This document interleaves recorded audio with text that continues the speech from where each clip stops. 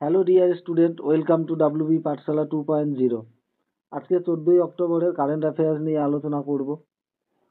তো চলো দেখে নেই আজকে। সংখ্যালঘুদের দক্ষতা বৃদ্ধির জন্য আইআইটি পালাক্কাদের সাথে প্রধানমন্ত্রী বিকাশের সমঝোতা স্মারক স্বাক্ষরিত হয়েছে। তো এখানে ডিটেলসে দেখে নেব।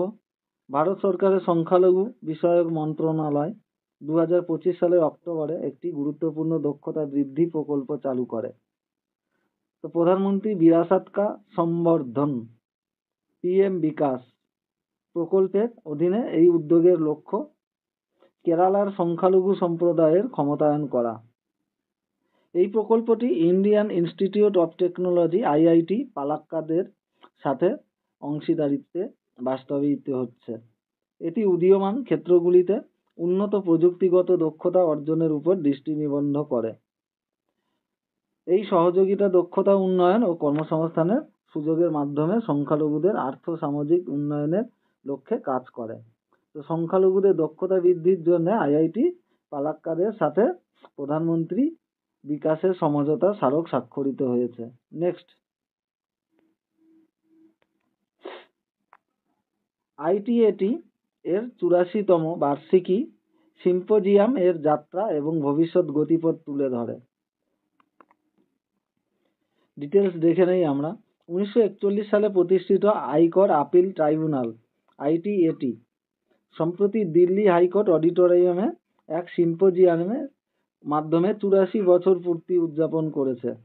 তো এই অনুষ্ঠানটি ভারতের আইনি ও অর্থনৈতিক কাঠামোতে আইটিএটি অর্থাৎ আয়কর আপিল ট্রাইব্যুনাল এর অবদানকে তুলে ধরে। 30 লক্ষেরও বেশি আপিলকারী কর বিরোধ নিষ্পত্তিতে ট্রাইব্যুনাল গুরুত্বপূর্ণ ভূমিকা পালন করেছে। পরের কোশ্চেন, ভারত আফ্রিকার কাছে পিএম কুসুম সৌর প্রকল্প প্রদর্শন করেছে। ভারত আন্তর্জাতিকভাবে তার পিএম কুসুম সৌর শক্তি প্রকল্পের প্রচার করছে। সরকারের লক্ষ্য আফ্রিকার এবং দ্বীপপুঞ্জের দেশগুলির কাছে এই কর্মসূচিটি তুলে ধরা। এই প্রচেষ্টা আন্তর্জাতিক সৌর জোট আইএসএ এর মাধ্যমে পরিচালিত হচ্ছে। সৌরশক্তি ব্যবহার করে গ্রামীণ জ্বালানি এক্সেস এবং কৃষি উৎপাদনশীলতা উন্নত করার উপর জোর দেওয়া হচ্ছে। চলো পরের কোশ্চেন দেখি। অরুণাচল প্রদেশে আবিষ্কৃত হয়েছে বিশাল আকার নতুন ছত্রাকের প্রজাতি। তো বোটানিক্যাল সার্ভে অফ ইন্ডিয়ার গবেষকরা অরুণাচল প্রদেশের বনাঞ্চলে একটি অসাধারণ নতুন ছত্রাকের প্রজাতি আবিষ্কার করেছেন। ব্রিজ অপরম কানাডি নামক এই ছত্রাকটি তার ব্যতিক্রমীভাবে বড় ফলের দেহের জন্য উল্লেখযোগ্য। বৃহত্তম 3 মিটার ব্যাসার্ধের বেশি এবং একজন ব্যক্তির ওজন বহন করতে পারে। এই আবিষ্কার বৃক্ষরোপণ গণের মধ্যে সীমিত পরিচিত প্রজাতিগুলি আরও বাড়িয়ে তোলে এবং বন বাস্তুতন্ত্র ছত্রাকের পরিবেশগত গুরুত্বকে চিহ্নিত করে। পরের কোশ্চেন দেখে নেব আমরা। সুবানসিরি উচ্চ জলবিদ্যুৎ প্রকল্পের বিক্ষোভ শুরু হয়েছে। 2025 সালে অরুণাচল প্রদেশের সুবানসিরি উচ্চ জলবিদ্যুৎ প্রকল্প ব্যাপক বিক্ষোভের জন্ম দেয়। 2000 মেগাওয়াট ক্ষমতার বাঁধ প্রস্তাবের বিরোধিতা করে শত শত মানুষ উচ্চ সুবানসিরি জেলার দাপরিজতে জড়ো হয়েছিল। জাতীয় জলবিদ্যুৎ কর্পোরেশন লিমিটেড দ্বারা পরিচালিত এই প্রকল্পটি স্থানীয় বাসিন্দা এবং পরিবেশবাদীদের প্রতিরোধের মুখোমুখি হয়। তো পরের কোশ্চেন কি আছে? নেক্সট কোশ্চেন, এনপিসিআই এবং আরবিআই বায়োমেট্রিক ইউপিআই প্রমাণীকরণ চালু করেছে। 2025 সালে ভারতের ডিজিটাল পেমেন্টের ল্যান্ডস্কেপ এক ধাপ এগিয়ে যায়। National Payments Corporation of India NPCI এবং Reserve Bank of India RBI Unified Payments Interface UPI লেনদেনের জন্য বায়োমেট্রিক এবং পরিধেয় গ্লাস স্বীকৃতি প্রমাণীকরণ চালু করেছে। তো এটা একটা ভালো কোশ্চেন।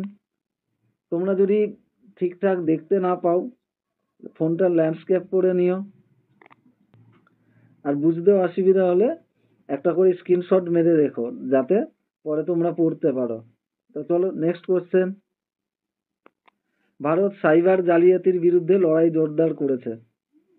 তো এখানে আমরা ডিটেলসটা দেখে নেই একবার। ভারতের ডিজিটাল ভূদৃশ্য দ্রুত সম্প্রসারিত হয়েছে। 2025 সালের মধ্যে 86%-এরও বেশি পরিবার ইন্টারনেটের সাথে সংযুক্ত হয়ে গেছে। এই সুবিধা বৃদ্ধি করে কিছু নাগরিকদের ক্রমবর্ধমান সাইবার জালিয়াতির মুখোমুখি করে।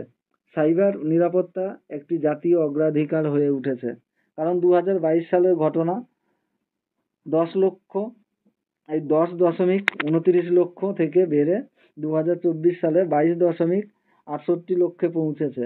সরকার এবং অংশীদারিরা ডিজিটাল বাস্তুতন্ত্র রক্ষার জন্য প্রচেষ্টা জোরদার করছে। পরের কোশ্চেন। অর্থমন্ত্রী গিফট সিটিতে বৈদেশিক মুদ্রা নিষ্পত্তি ব্যবস্থা চালু করলেন, FCSS। তো এখানে ডিটেলস গুলো একবার দেখে নেই। কেন্দ্রীয় অর্থমন্ত্রী, অর্থাৎ বর্তমান আমাদের কেন্দ্রীয় অর্থমন্ত্রী কে আছে কমেন্ট করে জানিও। 2025 সালের অক্টোবরে Gujarat International Finance Tec City GIFT সিটিতে foreign currency settlement system FCSS চালু করেন। তো এখানে কি বলছে, এটি করেসপন্ডেন্ট ব্যাংকিং এর অধীনে পূর্ববর্তী 36 থেকে 48 ঘন্টা বিলম্বের থেকে একটি পদক্ষেপ। FCSS গিফট সিটিকে স্থানীয় বৈদেশিক মুদ্রা সেটেলমেন্ট পরিকাঠামো সহ কয়েকটি বিশ্বব্যাপী আর্থিক কেন্দ্রের মধ্যে স্থান দেয়। এই উন্নয়নের ফলে তরলতা বৃদ্ধি পাবে, ঝুঁকি হ্রাস পাবে এবং আন্তর্জাতিক অর্থায়নে কর্মক্ষম দক্ষতা উন্নত হবে। পরের কোশ্চেন। প্রধানমন্ত্রী সূর্য ঘর মুফত বিজলি যোজনা ঋণ 10,907 কোটি অতিক্রম করেছে। তো এই কোশ্চেনটা আমাদের দেখে নিতে হবে ডিটেলস কি বলছে। 2025 সালে প্রধানমন্ত্রী সূর্য ঘর মুফত বিদ্যুৎ যোজনা PMSGMBY উল্লেখযোগ্য অগ্রগতি অর্জন করেছে। সরকারি ব্যাংকগুলি, অর্থাৎ পাবলিক সেক্টর যেসব ব্যাংক আছে, এখানে 5.79 লক্ষেরও বেশি ঋণ আবেদন মঞ্জুর করেছে, যার আর্থিক সহায়তা 10,907 কোটি টাকারও বেশি। এই মাইল ফলক ভারতীয় পরিবারগুলির মধ্যে ছাদ সৌর সিস্টেমের ক্রমবর্ধমান গ্রহণকে চিহ্নিত করে। তো আমাদের এটা দুটো জিনিস মনে রাখতে হবে, যে 5.79 লক্ষেরও বেশি ঋণ আবেদন মঞ্জুর করেছে এবং 10,907 কোটি টাকারও বেশি ঋণ দিয়েছে। তো নেক্সট কোশ্চেন।